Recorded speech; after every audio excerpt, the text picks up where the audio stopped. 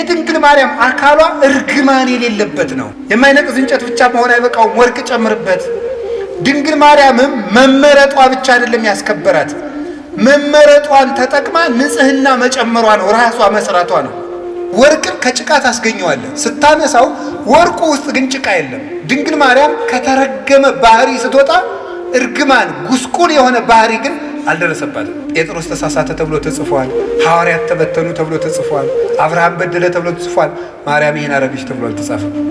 ሁለመናዋ ወርቅ ነው ማለት ስጋዋ ወርቅ፣ ነፍሷ ወርቅ፣ ህሊናዋ ወርቅ፣ ልቧ ወርቅ፣ ህዋሳቷ ወርቅ፣ ስሟ ወርቅ፣ ሁለንተናዋ ገንዘብ የሆነ መሰላል እመቤታችን ናት። የመሰላሏ ጫፍ አይምሮዋ ነው። አይምሮዋ ውስጥ ህሊናዋ ውስጥ ከእግዚአብሔር ውጭ ምንም ገብቶባት የማታውቅ እንተ ኢርእያ አይነ ንስር ዲያብሎስ ያልተመለከታት የታጠረች ገነት እጹቅት አዘቅተማ ህይወት የታጠረች አትክልት የተገጠመች የውሃ ጉድጓድ አዘቅተማ ህይወት የህይወት ውሃን ያፈለቀች የታተመች የውሃ ምንጭ እመቤታችን ናት። የስርየት መክደኛው ይቅርታ የተገኘበት ድንግልና ያላት የሔዋን ድንግልና ሞት ነበር ያመጣበት። የይቅርታ ድንግልና የማን ድንግልና ይቅርታ አምጥቶልናል? ይቅርታ እኮ ክርስቶስ ነው። ምህረት ክርስቶስ ነው። ጠለ ምህረት፣ የምህረት ዝናብ፣ የምህረት ጠል፣ የምህረት ውሃ በድንጋሌ ስጋ በድንጋሌ ነፍስ ህትምት የምትሆኝ እመቤታችን በክብረ ወሊድ ላይ የተሰጠች ክብረ ድንግልና አብይ ነው፣ ብዙ ነው፣ ገናና ነው ይላሉ ሊቃውንቱ ውዳሴ ማርያም ሲተረጉሙ። እናንተ ምን አለባችሁ? አይበርዳችሁ? አይሞቃችሁ? እናንተ ኳስ ነው የሚደንቃችሁ። ሳትወልድ ድንግል ሳይወለድ አምላክ፣ ስትወልድ ድንግል ሲወለድም አምላክ፣ ከወለደች በኋላም ድንግል ከተወለደ በኋላም አምላክ። ድንግልናዋ አለመለወጡ የልጇ አምላክነት ላለመለወጡ የእግዚአብሔር ታቦት ማርያም ናት። እስቲ የእግዚአብሔር ታቦት ማርያም ናት በሉ። የእግዚአብሔር ታቦት ማን ናት? ማርያም። በጣም ግሩም ነው። እመቤታችን ማርያም ናት። ዛሬ እጥፍ ድርብ ደስታ ነው። በሰንበት ላይ ደብረ ዘይት እንደሚሉት አባቶቻችን ታቦተ ጽዮን ላይ እመቤታችን ያለችበት ናት። የእግዚአብሔር ታቦት ለምንድን ነው የምንላት? እንግዲህ ታቦቱን ከምን አይነት እንጨት ስራው ነው ያለ? አቤት ከማይነቅዝ እንጨት። በላዩ ላይ ምን አድርግበት ብሎታል? ወርቅ በሉ እንጂ በወርቅ ከማይነቅዝ እንጨት በሉ። ድገሙ ሁላችሁም፣ አፍ ያላችሁ ሁሉ። ከምን አይነት እንጨት? በላዩ ላይ ምን ጨምርበት? ወርቅ ጨምርበት። ስንት ቀለበት አድርግለት? 4። በጣም ጎበዞች ናቸው። ከዛ በምኑ ላይ አነጋግርሃለሁ? በስርየት መክደኛው ብሉ እንጂ በሞት ይሄን ድገሙት። አቤት ማን ነው የሚያነጋግረው? እግዚአብሔር ይስጣችሁ። እንግዲህ ታቦት ማናት? እመቤታችን በሉ። ምክንያቱ ለምንድን ነው መሰላችሁ? ዮሐንስ ወንጌል ምዕራፍ 1 ቁጥር 46 ላይ ፊልጶስ ለናትናኤል እንዲህ ብሎታል። ረከብንዎ ለኢየሱስ ዘይብልዎ ማስያዝ ዘጸሐፈ ሙሴ በእንቲአሁ ወነቢያትኒ ተነበዩ ሎቱ አለ። ሙሴ ስለሱ የጻፈለትን ነቢያት የተነበዩለትን ማስያዝ የሚሉትን ክርስቶስን አገኘነው አለ። ማን የጻፈለትን? ጆሮ ሙሴ በሉ እንጂ ማን የጻፈለትን? እግዚአብሔር ይስጣችሁ። ሕፃናት ሁሉ ሙሴ ይላሉ። ደስ ይላሉ እኮ እንደው ሕፃናት እያወሩ ነው የሚሰሙ። እንደ ሴቶቹ እያወሩ ይሰማሉ አይደል? ሰምተው ካላቸው ብዙ ጊዜ የሴቶች ማህበር ወግ ይበዛዋል፣ ግን እያወጉ ይሰማሉ። የሚያስገርማቸው ነገር እኔ ይገርመኛል። እያወሩ የሚሰሙ ሴቶች ናቸው እና መልቲታስክ የሚሸከሙ ጎበዞች ናቸው። እውነት ሐሰት? አዎ በጣም ጥሩ ነው። እሺ ለምንድን ነው እያወሩ እንዲሰሙ አድርጎ የፈጠራቸው? ሳስበው እኔ ብዙ ልጅ ቢንጫጫባቸው የሁሉንም መንጫጫት እንዲሰሙ ነው መሰል እላለሁ። ያኛው ማማ ቢል ሁሉንም ይሰሙታል።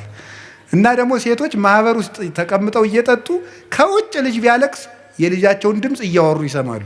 አይገርማችሁም? በጣም ነው የሚገርመኝ። እኔ እናትነት ትልቅ ነገር ነው። ከቃሉ ጋር ናችሁ። ስለዚህ እግዚአብሔር ታቦት ስራለው። ታቦት እመቤታችን ናት። መጀመሪያ ከማይነቅዝ እንጨት ማለት ምን ማለት መስላችሁ? ከማይነቅዝ ነቀዝ መብላት ማለት ምን ማለት ነው? መቆንቆን መንቀዝ ምንድን ነው? እርግማን ኃጢአት ማለት ነው። ከማይነቅዝ እንጨት ታቦቱን ስራው አለ። የድንግል ማርያም አካሏ እርግማን የሌለበት ነው። አሁን ቅድም ነግሬያችኋለሁ። ሙሴ ስለሱ የጻፈለትን ኢየሱስን አገኘ ነው አለ። ሙሴ ስለሱ የጻፈለትን ካለ ሙሴ በኦሪት ዘጸአት ኢየሱስ ክርስቶስ አማኑኤል የሚል ስም ተናግሯል? አልተናገረም። ታዲያ ምንድን ነው የተናገራቸው ነገሮች ሁሉ ለማን የተናገሩ ናቸው? ስለ ክርስቶስ በምስጢር የተነገሩ ናቸው ማለት ነው። ስለዚህ ነበር ምን አለ? ትፈቅዱ ትህስሱ መጻሕፍተ ወይመስለክሙ ከመ ቦቱ ወንዘ ትረክቡ ሕይወተ ዘላለም እማንቱ ሰማዕቴ። መጻሕፍትን ትመረምራላችሁ በእነሱም ሕይወት የምታገኙ ይመስላችኋል፣ እነርሱ ግን የኔ ምስክሮች ናቸው አላቸው። ዮሐንስ ወንጌል ምዕራፍ 5 ቁጥር 44 ላይ እንዲህ አላቸው፣ ሶበሰ አመንክምዎ ለሙሴ እማመንክሙኒ ኪያየኒ። ሙሴን አምናችሁት ሁኑ ኖሮ ቢሆን እኔንም ታምኑኝ ነበር። እስመ ውእቱ ጸሐፈ በእንቲአየ፣ እሱ ስለ እኔ ጽፏልና አለ። ዮሐንስ 5:46 ላይ እሱ ስለ እኔ ጽፏልና ሙሴን ብታምኑ እኔንም ታምኑ ነበር አለ። እንግዲህ በሙሴ የተጻፈው ጽሑፍ ሁሉ ለክርስቶስ ቀጠሮ ነበር ማለት ነው። ገባችሁ? በመነን ለክርስቶስ ቀጠሮ ነበር። በምንድን? በምስጢር ማለት ነው።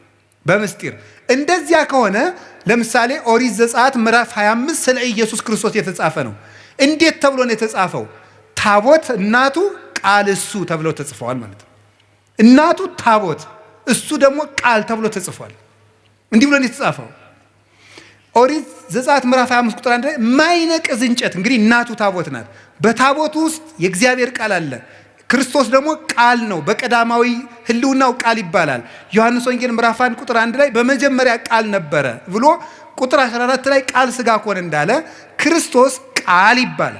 ቃል ይባላል። ስለዚህ በታቦት ውስጥ ቃል አኑርበት ማለት በታቦት በድንግል ማርያም ማህፀን ቃል ወልድ አድሮ ሥጋ ነፍሶ ስግው ቃል ክርስቶስ ሆነ፣ በተዋህዶ ራሱን ገለጠ ማለት ነው። ስለዚህ እመቤታችን ታቦት ናት። ክርስቶስ ምን ይሆናል? ቃል ይሆናል። እንደዚያ ከሆነ ቃሉ የሚገባበትን ታቦት የማይነቅዝ እንጨት ይሁን ማለት ድንግል ማርያም እግዚአብሔር የሚያድርባት ስለሆነች የእሷ አካል እርግማን የሌለበት ነው ማለት ነው። የማይነቅዝ እንጨት ነው። መንቀዝ ማለት ብሌት ማለት እርጅና ማለት ምን ማለት ነው? ኃጢአት፣ እርግማን ማለት ነው። ቅዱስ ጳውሎስ ሁለተኛ ቆሮንቶስ ምዕራፍ 5 ቁጥር 18 ላይ እነሆ በክርስቶስ ሁሉ አዲስ ሆኗል፣ አሮጌው አልፏል ብሏል።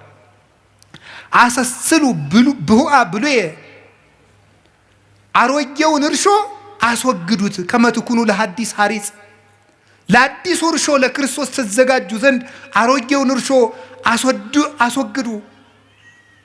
እስመ ተሰቅለ በፋሲካነ ክርስቶስ፣ ፋሲካችን ክርስቶስ። አንድም በፋሲካችን ክርስቶስ፣ በፋሲካችን ዕለት ፋሲካችን መሻገሪያችን ክርስቶስ ታርዷልና ይላል ቆሮንቶስ 5 ላይ ሲናገር። አሮጌውን እርሾ አስወግዱ። ስለዚህ አሮጌ ማለት ኃጢአት ማለት ነው። አሮጌ መንቀዝ ማርጀት ማለት ኃጢአት ማለት ነው። እርግማን ማለት ነው። ሞት ማለት ነው። ከማይነቅዝ እንጨት ታቦቱን ስራው ማለት ድንግል ማርያም መጀመሪያም ኃጢአት ሳይኖርባት ነው ያዘጋጃት። እርግማን አልነበረባትም። ከሴቶች ተለይቶሽ አንቺ የተባረክሽ ነሽ ያላት ለዚህ ነበር። ሉቃስ ወንጌል ምዕራፍ 1 ላይ እንግዲያ ምድር ሁሉ የተረገመ ነው፣ እመቤታችን ግን ለይቶ የተባረክሽ ነሽ አላት። ከወንዶች ሳይል ከሴቶች አለ። ለምንድን ነው? እርግማን የመጣ በሴት ነበረ።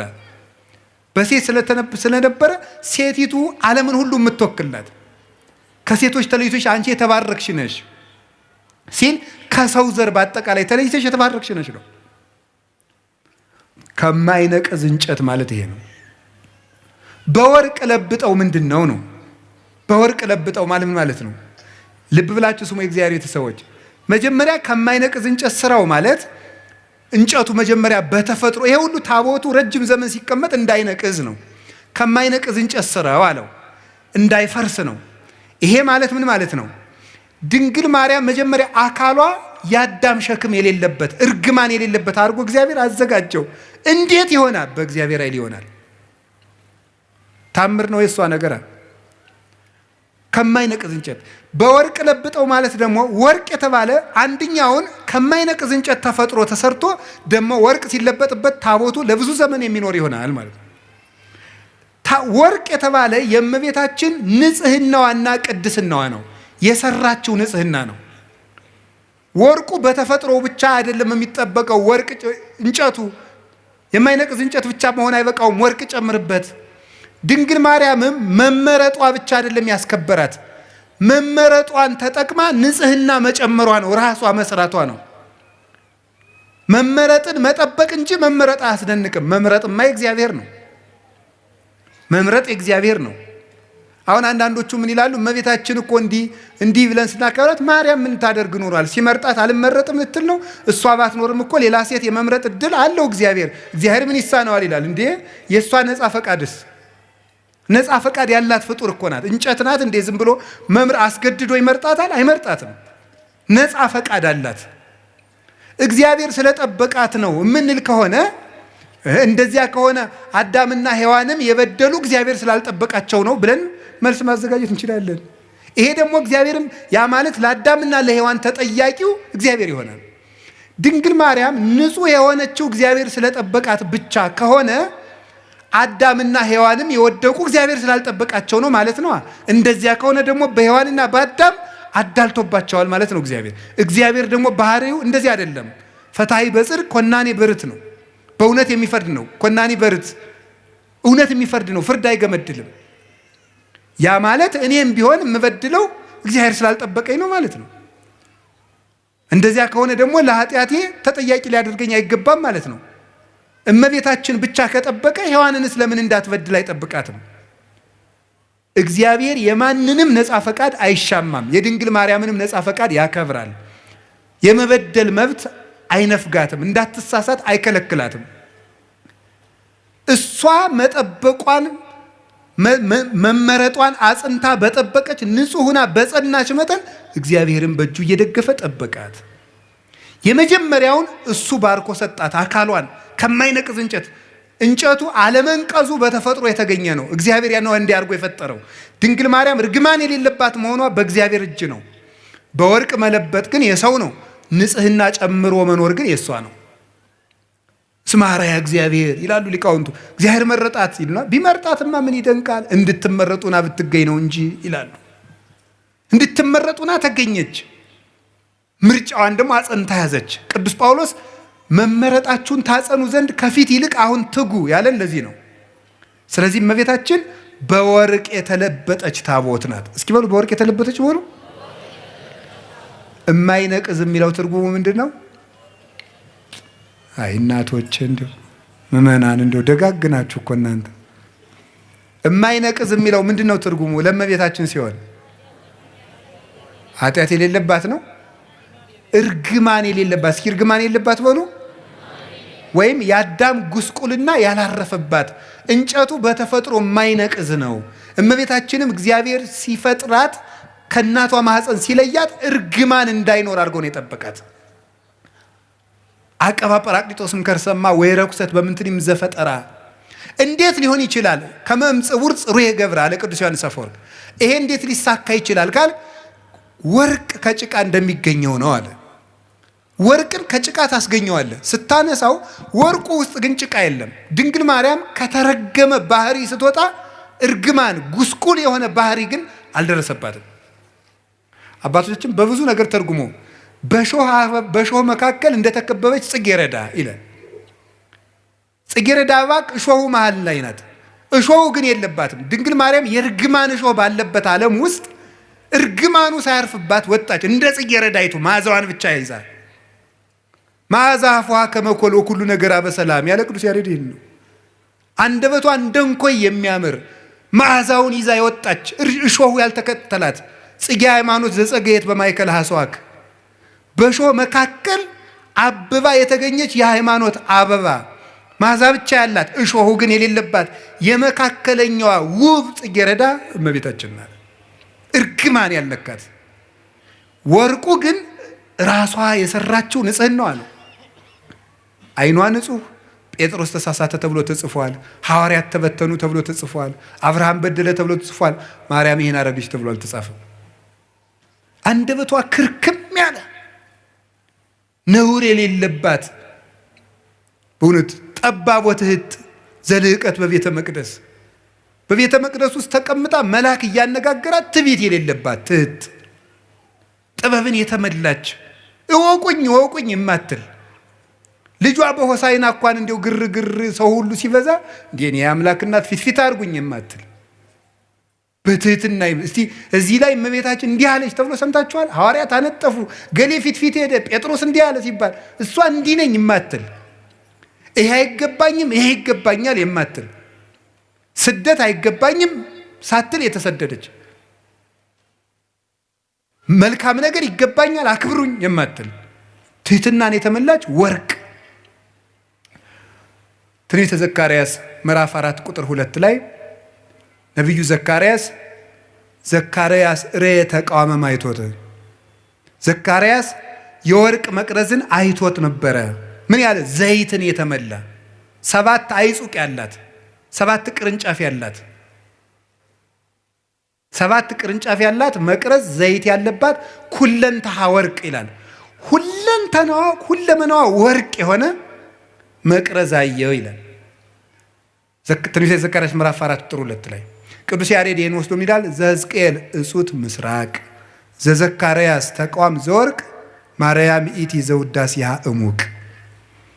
የሕዝቅኤል የምስራቅ በር የዘካርያስ የወርቅ መቅረዝ ምስጋናዋ ተቀርቶ የማያልቅ ማርያም ናት ይላል። ኩለንተሃ ወርቅ ሁለመናዋ ወርቅ ነው ማለት ስጋዋ ወርቅ፣ ነፍሷ ወርቅ፣ ህሊናዋ ወርቅ፣ ልቧ ወርቅ፣ ህዋሳቷ ወርቅ፣ ስሟ ወርቅ፣ ሁለንተናዋ ገንዘብ የሆነ ጸጋን የተመላች እጅ እግሯ ገንዘብ የሆነ ናት እመቤታችን። እኛ እኮ እንደው ብዙ የሚጣል ያለን እንደ ዱባ ታውቃላችሁ። በቤተ ክርስቲያን ስርዓት ዱባ ለቤተ ክርስቲያን ስለት አይገባም። አይገርማችሁ? ፍትሐ ነገሥት አንቀጽ 17 ላይ አንቀጸ ምጽዋት ላይ ዱባ ለቤተ ክርስቲያን አያምጡ ይላል። ለምን?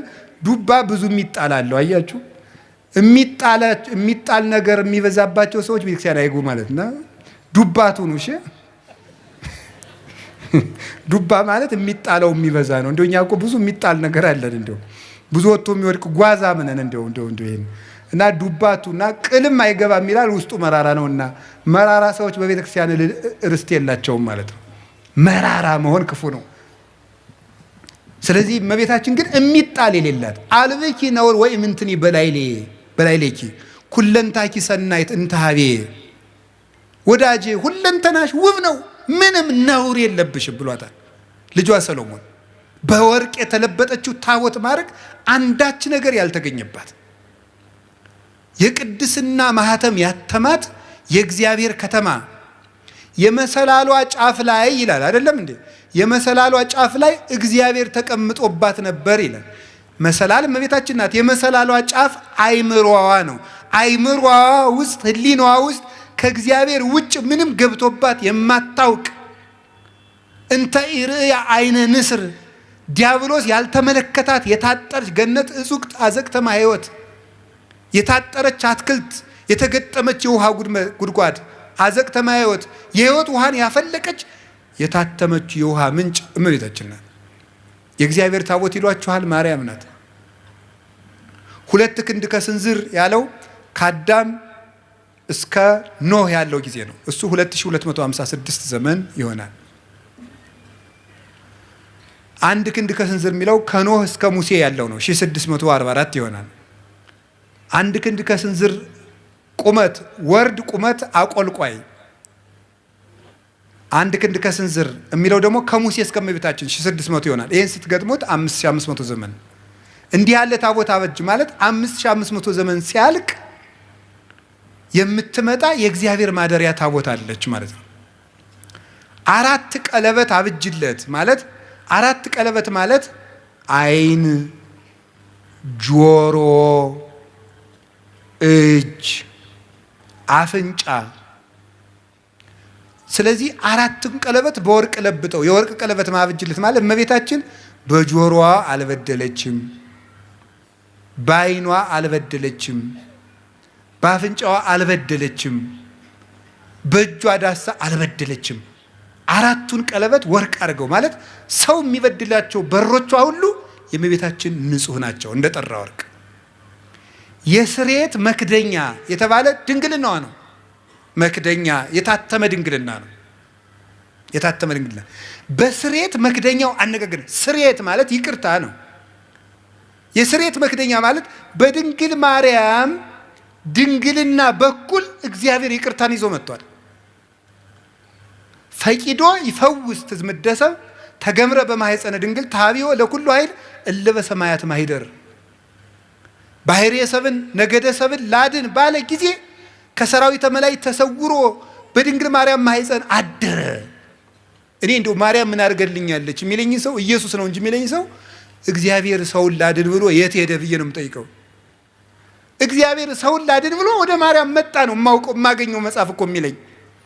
እግዚአብሔር ሰውን ሊያድን መጣ። እንዲህ አለ እኮ ጌታ እስመ መጻ ወልደ እጓለ እመሕያው ከመ ይህስስ ወያድን ዘተሃጉለ። የሰው ልጅ የጠፋውን ሊፈልግና ሊያድን መጥቷል አለ ማቴዎስ 18 ላይ። የሰው ልጅ የጠፋውን ሊያድን መጥቷል። የሰው ልጅ ክርስቶስ የጠፋውን ሊያድን መጣ። የጠፋውን ሊያድን ሲመጣ ወዴት መጣ? መጀመሪያ ወደ ድንግል ማርያም መጣ።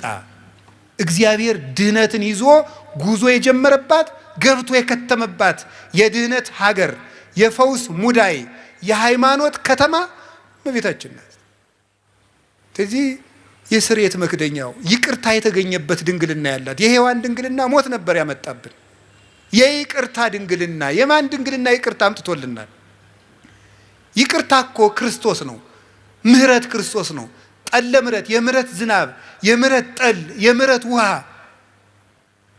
የምህረት ፀሐይ፣ የምህረት ብርሃን ክርስቶስ ነው። የምህረት ዛፍ ክርስቶስ ነው። የምህረት ፍሬ ክርስቶስ ነው። እሱን ያስገኘ ድንግልና የድንግል ማርያም ነው። ምህረት የሰጠ ድንግልና፣ ምህረት የፈሰሰበት ድንግልና፣ ምህረትን ዓለም ያሳየ ድንግልና የማርያም ድንግልና ነው። ዝም ብሎ ድንግልና አይደለም። ጓዲድ አብዩቱ ስብሐተ ድንግልናኪ በማርያም ድንግል ፍጽምት በድንጋሌ ስጋ በድንጋሌ ነፍስ ህትምት የምትሆኝ እመቤታችን በክብረ ወሊድ ላይ የተሰጠች ክብረ ድንግልና አብይ ነው፣ ብዙ ነው፣ ገናና ነው ይላሉ ሊቃውንት ውዳሴ ማርያም ሲተረጉሙ።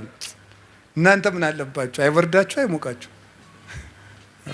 እናንተ ኳስ ነው የሚደንቃችሁ። እንዲሁ ተጃጅላችሁ ያለቃችሁ ሰዎች ይቅር በሉኝ እሺ።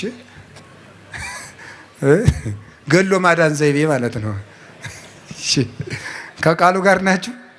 እግዚአብሔር ከሁላችን ጋር ይሁን። እና ይሄ እስቲ የስርየት የድንግል ማርያምን ድንግልና የስርየት መክደኛ በሉት። በእውነት በሉ እንጂ የስርየት መክደኛ ያለበት ምክንያት ድንግልናዋ ማህተመ ድንግልናዋ ስላልተፈታ ነው። ስርየት የተባለ ደግሞ ይቅርታን ለዓለም ያወጣ ድንግልና የእመቤታችን ድንግልና። እኔ እውነቴን ነው። አይ ካህናት የታደሉት እመቤቴ ለማኅፀንኪ እግዝእቴ በረከቱ እፈቱ እግዚአብሔር ዘተጸውረ ቦቱ ይላሉ። እመቤቴ ማርያም ሆይ የማኅፀንሽን በረከት እፈልገዋለሁ፣ ይድረሰኝ የማኅፀንሽ በረከት። እግዚአብሔር ያደረበት ወደዚች ምስራቅ የማይዞር ማን ነው? ፀሐይ ጽድቅ ኢየሱስ ክርስቶስ ወጥቶ የሚያጽደለድልባትን ያችን ምስራቅ ዘወር ብሎ ማየት የማይፈልግ የጨለማው ልጅ ካልሆነ በቀር እሱ ማን ነው? መዞር የሚያሰኘኝ እኔ ወደ እመቤታችን ነው። ወደ እሱ ያልዞርኩ ወዴት ልዞር ነው ዛሬ? የስርየት መክደኛ በስርየት መክደኛው አነጋግርሃለሁ። በሉ በስርየት መክደኛው በሉ። እመቤታችን ድንግል ላይ መክደኛው ማለት ታቦቱና ታቦቱ የሚጋጠምበት መግጠሚያው ላይ ነው። ጫፉ የታችኛውና የላይኛው የሚጋጠምበት መግጠሚያው። ይሄ የስርየት መክደኛ የእመቤታችን ድንግልና ነው። የስርየት መክደኛ የተባለበት የእመቤታችን ድንግልና መጀመሪያ ብቻ ክርስቶስን ወልዶ ያቆም አይደለም፣ ዘላለም ይቅርታን ያሰጣል። ከልጇ ጋር እያስታረቀ እንማጸንበታለን። ባቀፉህ እጆቿ፣ በሳሙ ከንፈሮቿ፣ ባዘነ ጀርባዋ፣ በወሰነችው ማኅፀኗ ብለን እንማጸናለን። ዛሬም ይቅርታን ይሰጠናል። ስለዚህ ድንግል ማርያም ማኅፀኗ የይቅርታ ማኅፀን ነው። አነጋግርሃለሁ ማለት ምን ማለት ነው? የድንግል ማርያም ማኅፀን የሃይማኖት መስበኪያ ነው። የሃይማኖት ምስክር ነው። የእምነት መግለጫ ነው። ወትሜሄሮሙ ሰጊደ ለስሉስ ማህያዊ ለማህያዊ ሥላሴ ስግደትን የምታስተምርላቸው ናት። ድንግል ማርያም እምነትን የምትገልጥ ናት እንጂ እምነትን የምትጋርድ አይደለችም። እመቤታችን ዘላለማዊ ድንግልና ነው ያላት። የስሬት መክደኛው አይፈታም። ለምንድን ነው የማይፈታው? ለምንድን ነው የማይፈታው? አካላዊ ቃል ነው የገባበት። የእግዚአብሔር ቃል ነው ያደረበት። ለምን ሲባል እግዚአብሔር የሚነጋገርበት የስሬት መክደኛ ነው። ያ ማለት የድንግል ማርያም ማህፀን የእምነት ሰባኪ ነው። እንዴት ነው የሚሰብከው? ሳትወልድ ድንግል ናት። እስኪ ሳትወልድ ድንግል በሉ። ስትወልድ ድንግል በሉ። ስትወልድ ድንግል በሉ። እሺ፣ ከወለደች በኋላ ድንግል በሉ። እስኪ እንደገና ደግማችሁ ንገሩኝ። ያይ ሶስቱንም ንገሩኝ እንጂ። እሺ፣ እሺ፣ ከወለደች በኋላ ይሄ ማለት ምን ማለት ነው? በስርየት መክደኛው ምን እልሃለሁ ነበር ያለ? ዘብዛባ ሁኜ እንዳይመስላችሁ እሺ። ነገርን ከነገር ለማገናኘት ነው የምደግመው። እሺ፣ በስርየት መክደኛው ምን አረጋለሁ ነው ያለው? የስርየት መክደኛ ያልነው በሐዲስ ኪዳን ሲተረጎም ምንድን ነው? የእመቤታችን ምንድን ነው? ድንግልናዋ ነው። ድንግልናዋ ነው የስርየት መክደኛ። ስርየት የተባለ ይቅርታን የሰጠ ክርስቶስ ከማን ስለተወለደ ነው? ከእመቤታችን ስለተገኘ። እንደዚያ ከሆነ ሳትወልድ ምንድናት? ድንግል በሉ። ቀጥሉ። ስትወልድ፣ ከወለደች በኋላ ለምን ለምን በሉ እንጂ። ምን ያደርጋል ይሄ ስትሉ፣ ለልጇ ምስክር ስለሚሆን። ምን? ኢየሱስ ክርስቶስ ሳይወለድ አምላክ በሉ፣ ሲወለድም አምላክ፣ ከተወለደ በኋላም አምላክ። ስለዚህ ዕብራውያን 13 ቁጥር 8 ላይ ኢየሱስ ክርስቶስ ዘትማልሙ ወይም ወክመውት እስከ ለዓለም፣ ኢየሱስ ክርስቶስ ትናንትም ዛሬም እስከ ዘላለሙ ድረስ ያው ነው ይላል። ያው ነው። ሳትወልድ ድንግል፣ ሳይወለድ አምላክ፣ ስትወልድ ድንግል፣ ሲወለድም አምላክ፣ ከወለደች በኋላም ድንግል፣ ከተወለደ በኋላም አምላክ።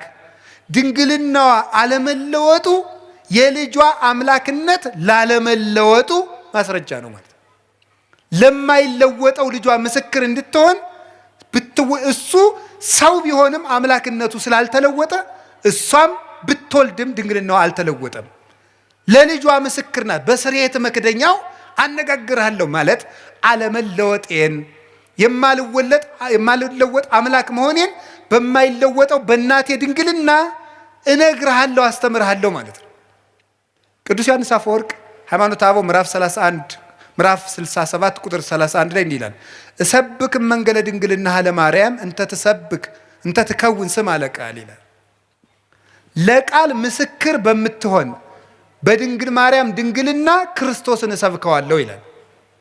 ለቃል ምስክር በምትሆን በድንግል ማርያም ድንግልና ክርስቶስን እሰብከዋለሁ። የድንግል ማርያም ድንግልና የክርስቶስ መስበኪያ ነው። ድንግልናዋ አልተለወጠም። ለምን? እሱም ሰው ሲሆን አልተለወጠምና። የማይለወጥ አምላክ መሆኑን ለማስረዳት የእናቱን ድንግልና ሳይለውጥ ተወለደ። ትንቢተ ሚልክያስ ምዕራፍ 3 ቁጥር 5 ላይ አንሰ እግዚአብሔር አምላክክሙ ዘኢይትዌለጥ፣ እኔ የማልለወጥ አምላካችሁ እግዚአብሔር ነኝ፣ እኔ እግዚአብሔር አምላካችሁ አልለወጥም ብሎ ነበር። የማይለወጥ አምላክ መሆኑን ለማስረዳት ከእናቱ ሲወለድም ድንግልናዋን እንዳይለወጥ ጠበቀ። አቀበ ማኅተመ ድንግልና ከመትኩን መራሒተ ለሃይማኖት አበይ፣ አቀበ ማኅተመ ድንግልና ከመ በጽንሳ መንክር ትኩን መራሒተ ለሃይማኖት አባይ። ድንቅ በሚያሰኝ ማኅተመ ድንግልናዋ ለታላቂቱ እምነት ምስክር ትሆን ዘንድ ድንግልናዋን ጠበቀው ይላል። ስለዚህ የድንግል ማርያም ድንግልና ለክርስቶስ አለመለወጥ ምስክር ነው። ክርስቶስ ሰው የሆነ አምላክ ነው። ሰው የሆነ አምላክ ነው። ሰው ብቻ አይደለም፣ አምላክ ብቻ አይደለም፣ ሁለትም አይደለም፣ ነጠላም አይደለም። ሰውነቱ በአምላክነት እንዳልተለወጠ ድንግል ስለሆነች እናትነት አልቀረባትም። አምላክነቱ በሰውነት እንዳልተለወጠ ድንግልናዋ በእናትነት አልተለወጠባትም። አምላክ ወሰብ ስለሆነ ሁለት ባህሪ እንደማይባል ሁሉ ድንግልም እናትም ስለሆነች ሁለት ሰው አይደለችም። እናቱ አንድ ሁና ድንግልም እናትም እንደሆነች ክርስቶስ አንድ አካል አንድ ባህሪ ሲሆን አምላክነቱ በሰውነት ሰውነቱ በአምላክነት ያልተለወጠበት በተአቅቦ የሚኖር በተዋሂዶ ክብሩን የገለጠ ስግው ቃል ወልድ ዋሕድ አምላክ ወልደ አምላክ ይባላል። እንግዲህ ከገባችሁ ይግባችሁ፣ ይገባችኋል፣ ደግሞ ይገባችኋል። ይዛችሁታል? እሺ። ድንግል ማርያም ድንግል ናት በሉ። እሺ። እናት ናት በሉ። ክርስቶስ እሳ አምላክ ነው በሉ። ሰው ነው በሉ። ደግሞ ድንግል እናት ግን ሁለት ናት። ክርስቶስ አምላክ ነው፣ ሰው ነው፣ ሁለት ነው አይደለም፣ አንድ ባህሪ ነው። ስለዚህ የተዋህዶ ምስክር ናት ማለት ነው። የተዋህዶ ምስክር እንድትሆን ድንግልናዋን የጠበቀበት ምክንያት ለዚህ ነው። ስለዚህ እግዚአብሔር በዚህ ነግሮናል። ትንቢተ ሕዝቅኤል ምዕራፍ 44 ቁጥር 2 ላይ ድንግል ማርያም ድንግል ሆና የሆነችውና በዘላለም ድንግልና የቀጠለችው ድንግልናው ያልተለወጠው ለምንድን ነው ብትሉ፣ አንደኛ ለልጇ ምስክር እንድትሆን ነው። አሁን ባልኳችሁ የልጇን አለመለወጥ እንድትመሰክር፣ የልጇን ተዋህዶ እንድትመሰክር፣ ለልጇ ምልክት እንድትሆን። ትንቢተ ኢሳይያስ ምዕራፍ 7 ቁጥር 11 ላይ እግዚአብሔር ይሁበክሙ ትእምርተ፣ እግዚአብሔር ምልክት ይሰጣችኋል፣ ድንግል በድንግልና ጸንሳ በድንግልና ትወልዳለች፣ ስሙንም አማኑኤል ትለዋለች አለን። ማቴዎስ ምዕራፍ 1 ቁጥር 23 ላይ በነቢይ የተነገረው ይፈጸም ዘንድ ስሙን አማኑኤል ትበለው በለው፣ ድንግል በድንግልና ትወልዳለች፣ ስሙም አማኑኤል ይባላል የተባለ ይፈጸም ዘንድ አለ። እግዚአብሔር ምልክት ይሰጣችኋል፣ ድንግል ትወልዳለች አለ። ድንግል ማርያም ዘላለማዊ ድንግልና ከሌላት ምልክትነቷ ምንድን ነው? ምልክት የሆነችው እኮ ዘላለማዊ ድንግልና ስላላት ነው። ያ ምልክት የተፈጸመባት ድንግል ደግሞ እመቤታችን እንደሆነች ወንጌላዊ ነግሮናል። ስለዚህ ድንግል ማርያም የማይለወጥ ዘላለማዊ ድንግልና አላት። ለምን? ምስክር እንድትሆን። ወዲህም ደግሞ ለምንድን ነው የማይገባባት ሲባል ሌላ ባል አላገባችም፣ ሌላ ልጆችን አልወለደችም። ለምን? የኃያላን አምላክ እግዚአብሔር ስለገባባት። ሕዝቅኤል ምዕራፍ 44 ቁጥር 4 ላይ እንደተነገረው የሰራዊት ጌታ እግዚአብሔር ገብቶባታልና ሌላ አይገባባትም፣ ተዘግታ እጹታ ትነብር ለዓለም፣ ለዘላለሙ ታትማ ትኖራለች። መልስ ለምን? እግዚአብሔር ስለገባባት። እግዚአብሔር ስለገባባት። አንዳንዶቹ ምን ሊሏችሁ ይችላሉ? አረ ትንቢተ ሕዝቅኤል ምዕራፍ 44 እኮ ስለ ማርያም የሚመለከት አይደለም ይላል። አይድረስ እኮ ነው እናንተ። ደንቆሮና እንትን አሉ እንዴ፣ ብልህና ጅል ተከራክረው አሉ፣ ጅል አሸነፋሉ። ምን ብሎ ሲባል እምቢ ብሎ። እንዲሁ ግርማቸዋል እኮ። እንደዚህ ነው። ምንድን ነው የሚለው? እምቢ። እንደዚህ ነው። መልሱ ምንድን ነው? አይደለም። እንዴት ብሎ አይደለም ይባላል? እንዲሁ እኮ ይገርማል። እንዲሁ ምን ይሻላቸዋል? እንዲሁ ድንቁርና እንዲሁ ነውር ነው። ድንቁርና እንዲሁ ጥበብ ቤቷን ሰራች እንደተባለ ጥበብ ድንቁርና ቤቷን ሰራች፣ 7 ምሰሶም ማቆመች ያስብላል። እነዚህ እኮ ነውር ነው። ስለ እመቤታችን አይደለም ለማለት ምንድን ነው ማስረጃ? አንድ እኮ እንዲሁ የመጽሐፍ ቅዱስ መንፈሳዊ ሕይወት አለ። በስነ ጽሑፍም ቢሆን ሕግ አለ። አንድ በስነ ጽሑፍም እኮ እንዲህ ነው ለተባለ ባለሙያዎቹ ሀሳብ ሲሰጡበት ነው። ባለሙያዎቹ ሀሳብ ይሰጡበታል። ሙያ አለው እኮ። ሲያውን እኔ ብድግ ብዬ እኔ ስፔሻሊስት ዶክተር ነኝ ብል ምን ትላላችሁ? ይሄ መነኩስ ያበደ አትሉም? እንደዚህ እኮ ነው ሁላችሁ። ሙያ አለው ነው፣ ባለሙያውን ነው የምትጠራ። መቼም ኩላሊ ልብ ሳስበው በግራ ጡት ዝቅ ብላ ነው ያለች፣ እስቲ ኦፕሬሽን ላድርግ አይባልም። እንዲህ ሳስበው ተብሎ ስራ አለ የለም። ባለሙያ ያለው የትኛው አካል የት ቦታ እንዳለ የሚያውቅ፣ የትኛው ጥቅስ ለየትኛው እንደሆነ የሚያውቁ፣ ለዘመኑ የቀረቡ፣ ለጉዳዩ የቀረቡ፣ ለእግዚአብሔር የቀረቡ ሶስቱንም የሚያሟሉ አባቶች ማርያም ናት ብለው ነግረውናል። ሶስቱንም የሚያሟሉ ለዘመኑም ቅርብ የነበሩ፣ በመጀመሪያው ክፍለ ዘመን፣ በሁለተኛው ክፍለ ዘመን፣ በሶስተኛው ክፍለ ዘመን፣ በአራተኛው ክፍለ ዘመን የነበሩ እነ ቅዱስ ኤፍሬም፣ እነ ቅዱስ ቄርሎስ ነግረውናል። እነ ቅዱስ ኤራቅሊስ ነግረውናል። ማርያም ናት የሕዝቅኤል ምስራቅ ብለው ቅዱስ ያሬድ ነግሮናል። ሊቁ ለእግዚአብሔር የቀረበው ለዘመኑ የቀረበው 6ኛው ክፍለ ዘመን የነበረው ሰማይ ድረስ ሂዶ ዜማን ቆንጥሮ ያመጣው እሱ ነግሮናል። አንተ የት ቤት ነህ? እንዲሁ ማን ስለዚህ ለዘመኑ ቅርብ ናቸው፣ ለጉዳዩ ቅርብ ናቸው። መጻሕፍትን ጥሬ ቆርጥመው እግዚአብሔርን በሱባኤ እየጠየቁ የተማሩ ናቸው። ለእግዚአብሔር ቅርብ ናቸው። ሽንገላ ክዳት የሌለባቸው ሊቃውንት፣ ሐዋርያውያን አበውን የተከተሉ ሊቃውንት ማርያም ናት። የምስራቂቱ በር ማርያም ናት። ደሞስ ምን ይጎልባታል ብትባል ዮሐንስ 8:12 ላይ እኔ የዓለም ብርሃን ነኝ አለ። እሱ የዓለም ብርሃን ከሆነ ልጇ እመብርሃን ብትባል ምንድን ነው ኖሩ? በዚያውም የዓለም ብርሃን ኢትዮጵያ ናት የምትሉ ሰዎች አርፋችሁ ተቀምጡ። ኢትዮጵያ የዓለም ብርሃን የሚባል የጅል ስብስብ ነው። የምሬን ነው።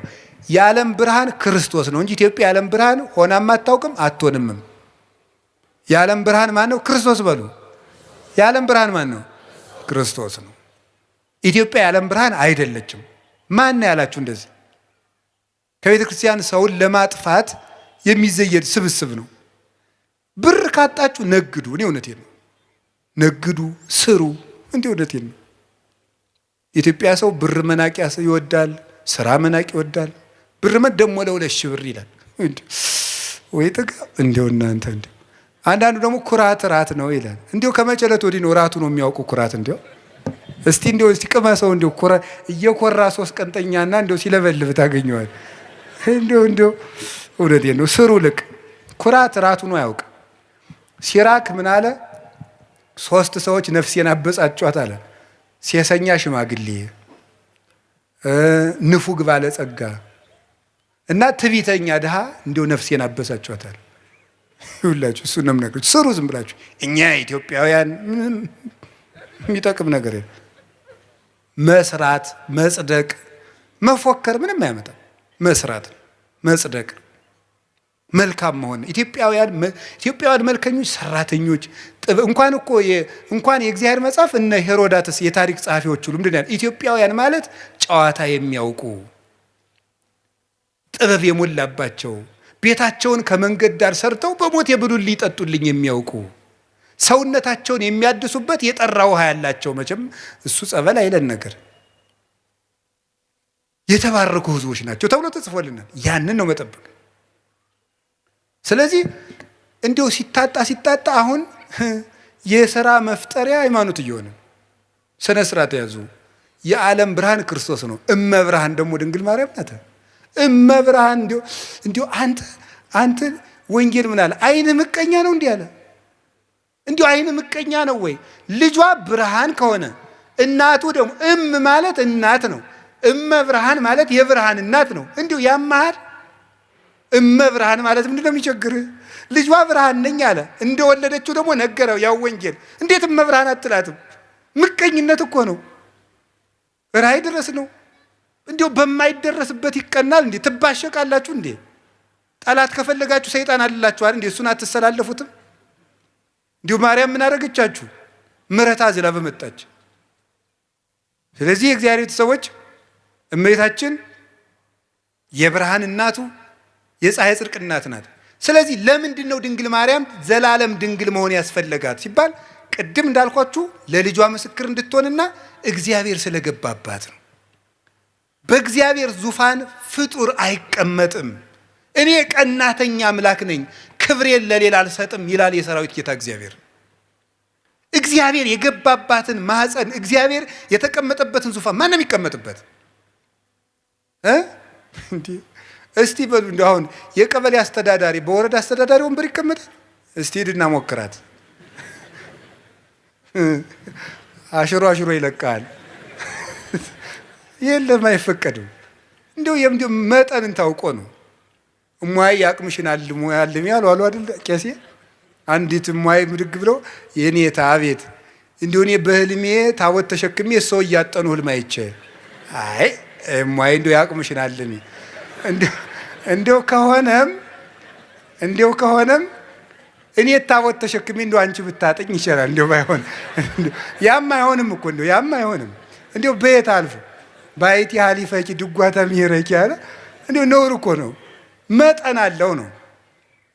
አዎ እግዚአብሔር አባቶች ይላሉ በጳጳስ ወንበር ኤጲስቆጶስ አይቀመጥም፣ በንጉሥ ወንበር መስፍን አይቀመጥም። እግዚአብሔር በገባበት ዙፋን ፍጡር አይደርስም። ፈጽሞ እንዴት ያለስ ደፋር ሄሮድ ዮሴፍ ራ ያደረገው ጻድቅ ነው አይደል ያለው እንዴ? በዚያውስ ላይ ሐዋርያት እንኳን ክርስቶስን ከተከተሉ በኋላ ወደ ሚስት አልተመለሱ። እንደው ጴጥሮስ ሚስት ነበረው ይባላል። ጭራሽ እሷ አምላክን ወልዳ መልሳ ወደ ትዳር ተመለሰች ይባላል። ከቅዱስ ጴጥሮስ አንሳ ፈጽሞ ነውር ነው፣ ያላደለ ነገር ነው። የእግዚአብሔር ዙፋን ነው፣ ድፍረት ነው። እምንንቀው እግዚአብሔርን ነው። ማርያምን እመቤታችንን አይደለም የምንንቀው፣ እግዚአብሔርን መዳፈር ነው። እንዴት ትዳር ክቡር ነው ብሏል። ትዳር ክቡር የሆነው ለተፈቀደለት ነው። ትዳር ክቡር የሚሆነው ለሚጠቅመው ለተሰማራበት ለተፈቀደለት ነው። ሰው ሁሉ ወኩሉ ዘከመ ተጸውዐ ያሉ ሁሉም እንደተጠራበት አጠራር ይኑር ነው ያለ ቅዱስ ጳውሎስ። በንጽህና እኖራለሁ ያለ ይኑር እና ለድንግል ማርያም ግን የሁሉ መጠኑ አይደለም። ወንድ አላውቅም ሐሳብ የራሱ የለኝም እኮ ነው ያለችው። ቅዱስ ጎርጎርዮስ ዘንዚናዙና ዘኑሲስ የሚሉት እንደዚህ ብላ ስትናገር በቃ ዘግታ ጨርሳለች ማህተሟን ነው የሚሉት። ፈጽሞ ሐሳብ ራሱ ብልጭታ የሚባለው ራሱ መጥቶባት አያውቅም ስላለም የምታስበው እግዚአብሔርን ብቻ ነው። እንዲህ ያለች ነው የስርየት መክደኛ ያሰኛት ይሄ ነው። አማናዊት ታቦት እመቤታችን ናት። እመቤታችን ቅድስት ድንግል ማርያም ይሄ ታቦት ምን ያርፍበት ነበር? ብርሃን። እስቲ ብርሃን በሉ። አቤት ከድንግል ማርያም ምን ተገለጠ? ብርሃን በሉ እንጂ። ያ ብርሃን ማን ነው? ክርስቶስ ነው። ብርሃን ያረፈባት ታቦት እመቤታችን። ያንን ብርሃን ምን ይከበው ነበር አልኳችሁ? በሉ እንጂ ምን አለ? መንፈስ እግዚአብሔር ቅዱስ ይመጽእ ላዕሌኪ ወኃይለ ልዑል ይጼልለኪ። የእግዚአብሔር መንፈስ ባንቺ ላይ ይመጣል፣ የልዑል ኃይልም ይጋርድሻል። ሀብተ መንፈስ ቅዱስ የተጋረዳት መንፈስ ቅዱስ በሀብተ መንፈስ ቅዱስ የተጋረደች። ቅዱስ ቄርሎስ ሲናገር መኑ ውእቱ ዘከማከ ዘከለለ መንበሮ በእሳት ይላል። ቅዳሴ ቄርሎስ ላይ ሲናገር መንበሩን በእሳት ያጠረ እንዳንተ ማን ነው ይላል። መንበር እናቱ ናት። በእሳት መታጠሯ መንፈስ ቅዱስ ይጋርድሻል መባሏ ነው። የታጠረች መንበር ናት። ያችን እሳት ደፍሮ እንኳንስ ረተው ጎበዝ እንኳን እመቤታችንን እኮ የሰማዩን ዙፋን እንኳን እናቷ አይደለም እኮ ያ ዙፋን ያንን እኮ ኪሩቤል ፊታቸውን ሸፍነው ነው ማየት አይቻልንም ብለው ማርያም እመቤታችን እንኳን ሊዳስሳት ሰው በስጋዊ ፈቃድ ሊቀርብ ይቅርና የሰማዩን እንኳን ማየት አልተቻላቸውም። ይቺ ደግሞ እናቱ ናት። ስለዚህ እመቤታችን ቅድስት ድንግል ማርያም የእግዚአብሔር ዙፋን ናት። ደመና መንፈስ ቅዱስ የጋረዳት ናት። መስዋዕት ያርግ ነበር በታቦቱ። እመቤታችንንም ጸሎት እናሳርግባታለን ታቦት ስለሆነች። ቅዳሴ መሃል እመቤታችን ለምን ጠርለም ነው? ተፈስሒ ወዘንሥእ ለኪ ዳይና ቅድስት ምልዕተ ክብር ድንግል በኩሉ ጊዜ ወላዲተ አምላክ እሙለ ክርስቶስ አይርይ ጸሎተነ ዲበ መልዕልት ሀበ ፍቁር ወልድኪ። ሌላ የለው። ድነተ ሥጋ ድነተ ነፍስን የምንለምንሽ ክብርን የተሞላሽ ቅድስት ወይ ደስ ይበለሽ። ወደ ልጅሽ ወደ ላይ ወደ ወዳጅሽ ወደ ላይ ጸሎታችንን አሳርጊ። በቃ የለም። ታቦት ናታ። እስራኤል በታቦት ጸሎት ያሳርጉ ነበር። እኛ በእመቤታችን ታቦትነት ጸሎትን ወደ ልጇ እናሳርጋለን። ሰዎች ግን የሚመስላቸው ድንግል ማርያም አማላጅ ናት ሲባል የለም ክርስቶስ አርብ በደሙ ስላስታረቀን የእሱን አማላጅነት ትጋራለች ይመስላቸዋል። እንደዚህ አይደለም። የእመቤታችን ምልጃ ወደ ክርስቶስ የርቅ ስራ የሚያደርስ ነው እንጂ የክርስቶስን ደም ተካክሎ ወይም እኩል ሆኖ ወይም ተደምሮ ወይም ተባብሮ እኩል ያድናል ማለት አይደለም። ሰውን ሁሉ እየሳባችሁ ወደ እኔ አምጡት ብሎ ሐዋርያትን የላከ አምላክ እናቱንም የምሕረት ገመድ አድርጎ እሱ በደሙ ወደ ሰጠን ይቅርታ እንድንደርስ ጫፏን ይዘን ወደ እሱ የምንሄድባት የምሕረት ሀብል ናት እመቤታችን። ለዚህ ነው የሰጠን። እሷን ይዘን ወደ እሱ እንድንቀርብ ምን ብሎ ነበር? ዮሐንስ 12 ላይ እኔ ከላይ ሄድና ስባችኋለሁ አለን። እናቱን ገመድ አድርጎ እየጎተተ ይወስደናል፣ ይስበናል በእናቱ ፍቅር። ስለዚህ እምከመ ተለአልኩ ስብ ኩሎ ሀብዬ እኔ ከፍ ብዬ እናንተን እስባለሁ ብሎናል። ኦ ሀብለ ምሕረት እንተ ብኪ ስብ እግዚአብሔር ኩሎ ዓለም ሀቢሁ አለ ድርሳነ ኪዳነ ምሕረትን የደረሰው ሊቅ። እግዚአብሔር ዓለሙን ሁሉ ወደ ራሱ የሚስብብሽ የምህረት ገመድ ሆይ አለ። እግዚአብሔር ዓለምን ለመሳብ የላካት ገመድ ናት። ልጇማ በደሙ ያጠበን ያነጻን ቅዱስ አካላዊ ቃል ነው። ስለዚህ እመቤታችን ምዕራገ ጸሎታችን ናት። ታቦቱ እንደሚያሳርግ ያ ጸሎት የመንገዳቸው ያ ታቦት የመንገድ መሪ ነበር ብያቸዋለሁ። የመንገድ ታቦቱ ሲነሳ ይነሳል። እመቤታችን የክርስትና ምልክቱና መንገድ ትመራለች። ድንግል ማርያም ልጅ ለሚያሳድጉት ምልክት ናት። ተርባ ተጠምታ ልጅ በማሳደግ እናቶች ልጅ እንዴት እንደሚያሳድጉ አሳይታለች። የመናንያን ምልክት ናት። በዓት የምታጸና 12 ዓመት ከበዓት የኖረች አንደበቷ ክፉ የማይወጣው ማርያም ግን ይህን ሁሉ በልቧ ተጠብቀው ነበር ተብላ የባይታውያን ደግሞ ባይታዊት ርግብ የባይታውያንና የመነኮሳት ምልክት በበረሃ በመኖር የሰማይታት ምልክት በመሰደድ የመንገዳቸው መሪ የተባለች ታቦቷ እስራኤል ከግብፅ መውጣታቸው ክርስቶስ እኛን ከርግማን ማውጣቱ ነው። 40 ዓመት የሚጓዙት ጉዞ ደግሞ ጌታችን ኢየሱስ ክርስቶስ ርግማንን ከደመሰሰልን በኋላ እኛ በዚህ ዓለም የምንኖረው ኑሮ ነው። የክርስትና ጉዞ ነው የበረሃው ጉዞ። በበረሃው ጉዞ ውስጥ ያለችው ታቦተ ጽዮን በዚህ ዓለም ወደ ክርስቶስ መንግስት በምናደርገው ጉዞ መንገዳችን የምትመራ ምልክት እመቤታችን ናት። ምልክትነቷ አንደኛ በሕይወቷ በማስተማር ምሕረትን ከማርያም ይማሯል፣ ትዕግስትን ከማርያም ይማሯል። እያንዳንዱ እንዳላብራራላችሁ ይመሽበናል። ጸሎትን ከሷ ይማሯል፣ ደስታን ከሷ ይማሯል፣ ድህነትን ከሷ እንማራለን። ድህነትን ማለት ድሃውን ማታማርር ራሷን ድሃ ያደረገች ትህትናት የተመላች ስለዚህ ትምህርት ናት። ራሷ እመቤታችን ራሷ ወንጌል ናት። ስለዚህ እመቤታችን የመንገዳችን መሪ ናት። እየጸለየች ምልክቱና እጃችን ይዛ ይኸውላችሁ እኔ እንደውም ይታየኛል እንደው አንዳንድ ጊዜ ሳስባት እመቤታችንን ይኸው እና ልጅን የምትመራው ማን ናት? አቤት እናቶች ትንሽ ልጅ አስከትለው ሰፈር ሲሄዱ አይታችኋል? እንዴት አድርገው ነው የሚሄዱ? ምኑን ይይዙታል? አቤት እጁን ይዘው ድንኩል እያደረጉ ይዘውት ይሄዳል። እና ዮሐንስ 19 ቁጥር 26 ላይ ምን ትሆናችሁ ነው ያለን ጌታ? እናት እነኋት ነው ያለ። እናት እነኋት ስላለ ምሪያቸው ማለቱ ነው። በእውነት እጃቸውን ይዘሽ ምሪያቸው። እኔ እንደው የድንግል ማርያም ሕፃን ከመሆን በላይ የምፈልገው ነገር የለም። የእሷ ልጅ ሁኜ አድሎኝ ተገንቶ ነው። እነዚያ መለኮትን ዳሰው አቅፈው አጥብተው ያሳደጉ እነዚያ እጆች የሚያበሩ እጆቿ አዋን አግኝቼ እጄን ይዘው ጎትተውኝ ነው። እግዚአብሔር የሰጠን እድል ነው እኮ እንደውም የድንግል ማርያም ልጅ መሆን። የእሱም ትህትናው ነው። የእኔ እናት ለእናንተም እናት ትሆናችሁ። ልጅ አልሆንም ይባላል? ነውር ነው በእውነቱ።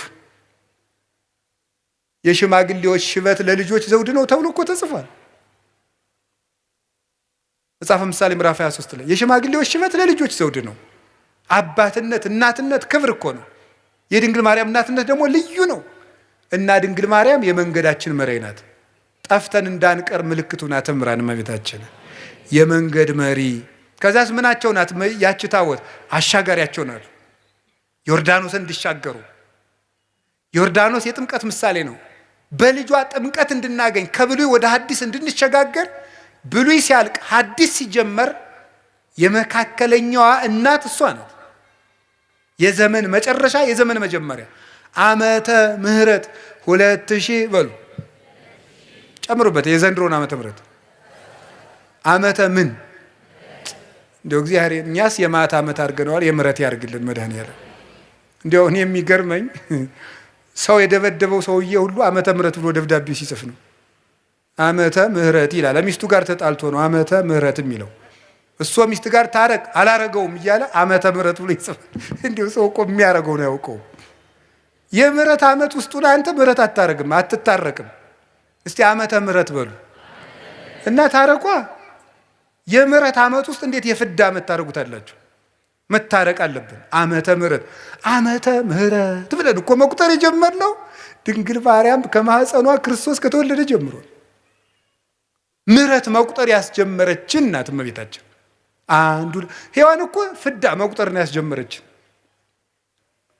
ዓመተ ምሕረት ምሕረት እንድንቆጥር ያደረገችን እናት ማን? እመቤታችን። ከቃል ጋር ናችሁ።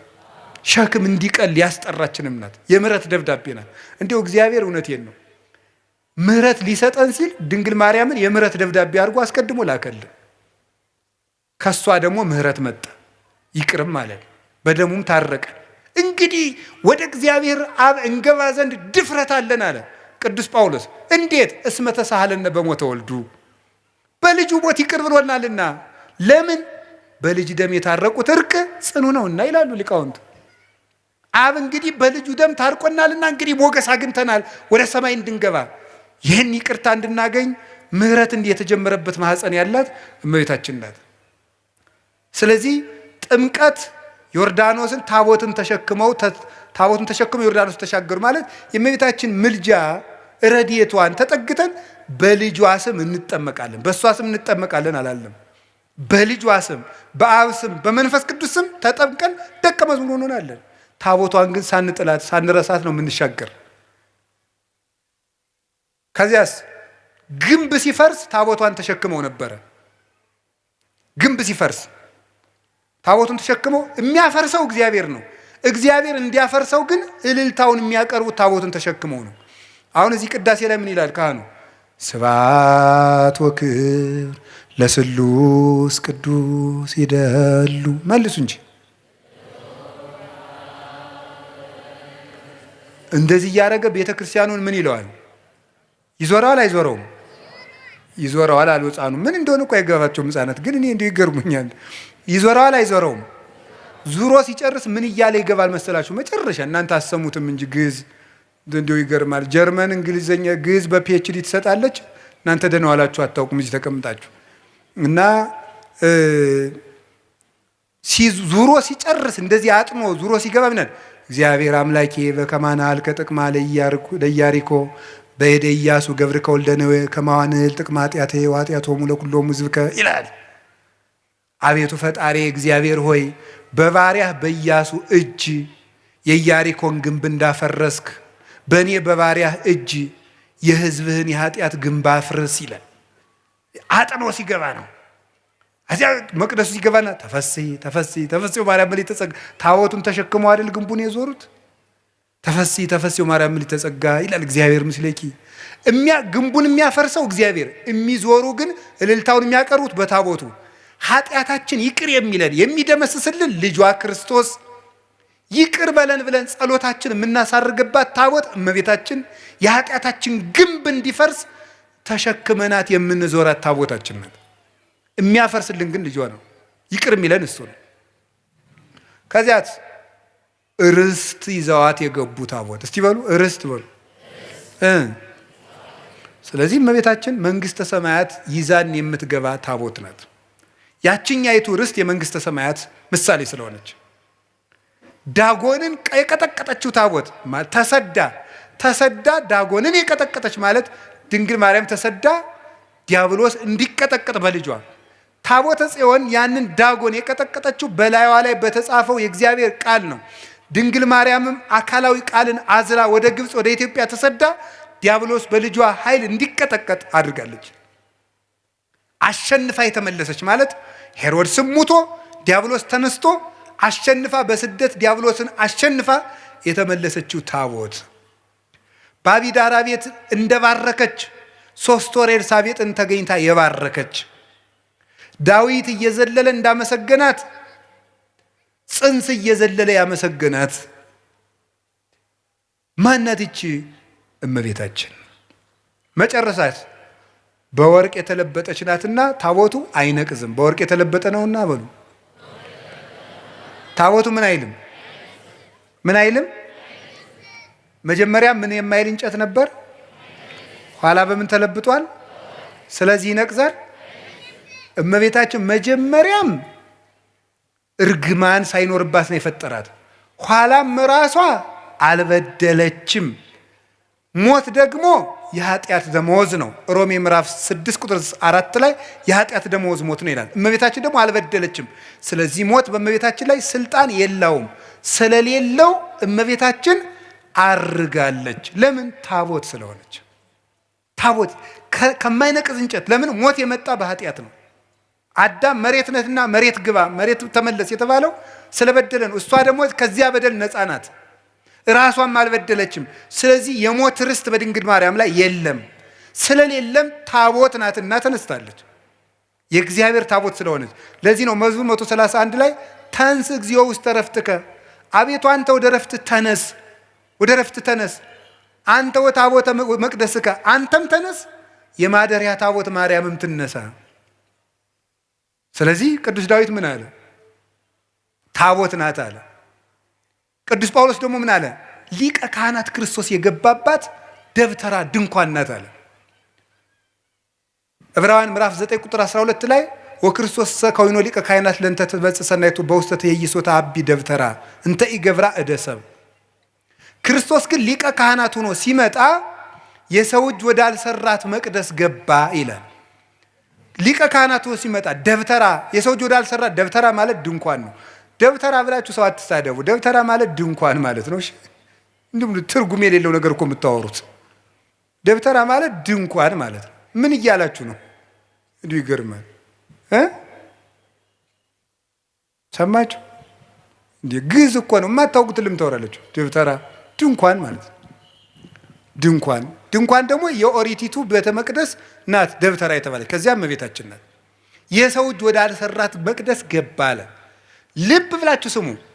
በብሉይ ኪዳን መቅደሱ ይፈርሳል። ለምን በሉ? የሚሞት ሊቀ ካህናት የሚያገለግልበት መቅደስ ስለሆነ። ክርስቶስ ግን ዘላለማዊ ሊቀ ካህናት ነው። ሞት በሱ ላይ ስልጣን የለውም። እነዚያን ሞት እስመ ይስዕሮሙ ሞት፣ እነሱን ሞት ይሽራቸዋል። ዕብራውያን 7:25 እስከ 27 እነሱን ሞት ይሽራቸዋል። እሱን ግን ሞት አይሽረውም። ክህነቱም የዘላለም ነው። እሱ የዘላለም ካህን ሊቀ ካህናት ስለሆነ እሱ የገባባት ቤተ መቅደስ ደግሞ የማትፈርስ ቤተ መቅደስ ናት። እሱ የባረካት ታቦት ናት። ስለዚህ ሊቀ ካህናቱ እንደማያልፍ ሁሉ ክርስቶስ የዘላለም ሊቀ ካህናት እንደሆነ እሱ የገባባት መቅደስም የዘላለም መቅደስ ናት። መቅደስ እንተ ይትትነሰት ደብተራ ፍጽምት ዘጳውሊ ዘይገብራ ወማይደሩ በጽድቅ ዘገብራ ካህሊ፣ ለሰራት ላዘጋጃት ሁሉን ለሚችል ለሱ ማደሪያው የሆነች የቅዱስ ጳውሎስ ፍጽምት ድንኳን ማርያም ናት አለን ቅዱስ ያሬድ። አባቷ ዳዊት እየዘመረላት፣ የልጇ ሎሌ አባቷ ዳዊት እየዘመረላት ፈለሰት እምዘይበሊ ሀበዘ ይበሊ፣ ከሚፈርሰው ወደማይፈርሰው ዓለም አረገች። ለምን? ፍጽምት ድንኳን ስለሆነች፣ እማትፈርስ መቅደስ ስለሆነች፣ እማትነቅዝ ታቦት እንጨት ስለሆነች፣ በወርቅ የተለበጠች ስለሆነች ያቺ ታቦት ታየች። ቅዱስ ዮሐንስ ወንጌላዊ በራእይ የእግዚአብሔር ታቦትን አየዋት ያለን ታቦት እቺ ነበረች። ድንግል ማርያም ከሞት የተነሳችው ለምንድን ነው ከተባለ ታቦት ስለሆነች፣ የእግዚአብሔር ታቦት ስለሆነች ተነሳች። ያችኛይቱ ታቦት ትማረካለች፣ እንዲህ ትላለች። ለምን? የሚሞት ሊቀ ካህናት የሚያገለግልባት መቅደሱ ይፈርሳል። የሚሞት ሊቀ ካህናት ይችሳ ኦ መቅደስ እንተባቲ ተክህነ እግዚአብሔር ብቻ ለገባባት መቅደስ አንክሮ ይገባል ይላል ኤራቅሊስ ሃይማኖተ አበው ምዕራፍ 49 ላይ ሲነገር እግዚአብሔር ብቻ ላገለገለባት መቅደስ አንክሮ ይገባል። እግዚአብሔር ብቻ የገባባት መቅደስ ድንግል ማርያም ናት።